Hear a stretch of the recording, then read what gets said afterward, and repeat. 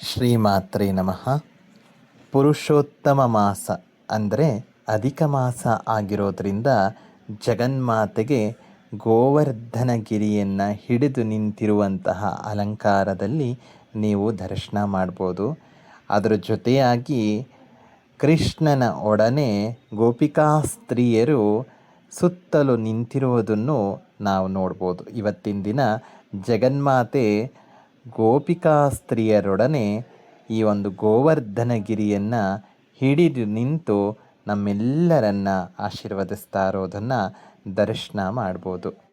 3 ವರ್ಷಕ್ಕೆ ಒಮ್ಮೆ ಬರುವಂತಹ ಈ ಒಂದು ಅಧಿಕ ಮಾಸ, ಹಾಗೆ ಪುರುಷೋತ್ತಮ ಮಾಸ ಅಂತ ಏನು ಕರಿತೀವೋ, ಈ ಒಂದು ಮಾಸದಲ್ಲಿ ನಾವು ಏನೇ ಮಾಡಿದ್ರೂ ಅಧಿಕವಾಗತ್ತೆ ಅಂತ ಹೇಳ್ತೀವಿ.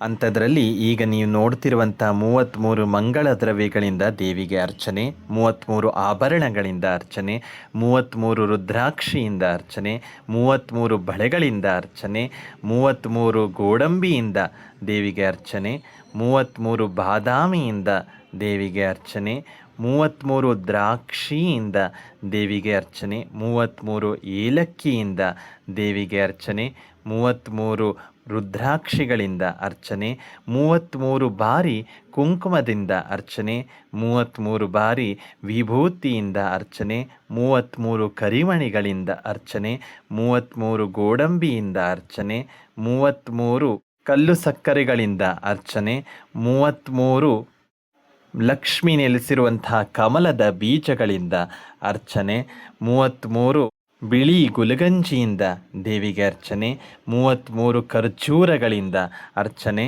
ಹಾಗೆ ಕೃಷ್ಣನಿಗೆ ಪ್ರೀತಿಯಾಗಿರ್ತಕ್ಕಂತಹ ವೈಜಯಂತಿ ಮಣಿಗಳಿಂದ ಅರ್ಚನೆ, 33 ಮುತ್ತಿನ ಅರ್ಚನೆ, ಹಾಗೆ 33 ದ್ರವ್ಯಗಳಿಂದ ಪುಷ್ಪಗಳಿಂದ ಇಂದು ದೇವಿಗೆ ಅರ್ಚನೆಯನ್ನು ಮಾಡಿ ಶ್ರೀಮನ್ನಾರಾಯಣನಿಗೆ ಸಮರ್ಪಣೆ ಮಾಡಿರುವಂಥದ್ದು. ಹಾಗೆ ನೀವು ನೋಡ್ತಾ ಇರ್ಬೋದು, 33 ಮಂಗಳ ದ್ರವ್ಯಗಳಿಂದ ಅಂದರೆ ನಾಣ್ಯಗಳಾಗಿರ್ಬಹುದು, ಗೋಮತಿ ಚಕ್ರ ಆಗಿರ್ಬೋದು, ಹಾಗೆ ಅರಿಶಿಣದ ಕೊಂಬ ಆಗಿರ್ಬೋದು, ಕವಡೆ ಆಗಿರ್ಬೋದು, ಈ ರೀತಿ 33 ದ್ರವ್ಯಗಳಿಂದ ದೇವಿಗೆ ಅರ್ಚನೆ ಮಾಡಿ, ಹಾಗೆ 33 ಸಾಲು ದೀಪ ನೀವು ಹಿಂದೆ ಕಾಣಿಸ್ತಾ ಇರ್ಬೋದು, 33 ಬತ್ತಿಗಳಿಂದ ಈ ಸಾಲು ದೀಪವನ್ನು ದೇವಿಗೆ ಹಚ್ಚಿ ಸಮರ್ಪಣೆ ಮಾಡಿರುವಂಥದ್ದು.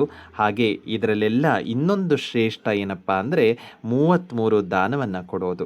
ಅದಕ್ಕಾಗಿ 33 ಬಾಳೆಹಣ್ಣು, 33 ವಿಳ್ಳೆದೆಲೆ, 33 ಅಡಿಕೆ, 33 ದಕ್ಷಿಣೆ, ಅದೇ ರೀತಿ ಅಪೂಪದಾನ ಅಂದರೆ ಕಜ್ಜಾಯ, 33 ಕಜ್ಜಾಯ, 33 ಬೆಲ್ಲದ ತುಂಡುಗಳು, ಇದನ್ನೆಲ್ಲವೂ ನಾವು ದಾನವನ್ನು ಕೊಡುವಂಥದ್ರಿಂದ ಈ ಒಂದು ಅಧಿಕ ಮಾಸದಲ್ಲಿ ಅಧಿಕಸ್ಯ ಅಧಿಕ ಫಲ ಲಭ್ಯವಾಗುತ್ತೆ ಅನ್ನೋದು.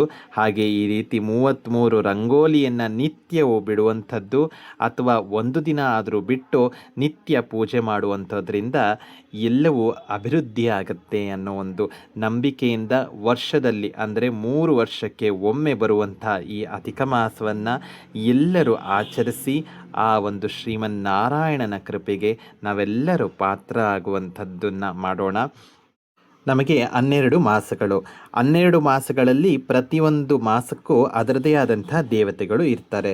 ಆದರೆ ಈ ಅಧಿಕ ಮಾಸ ಅನ್ನೋದು ಒಂದು ಅಧಿಕವಾಗಿ ಬಂದಿರುತ್ತೆ.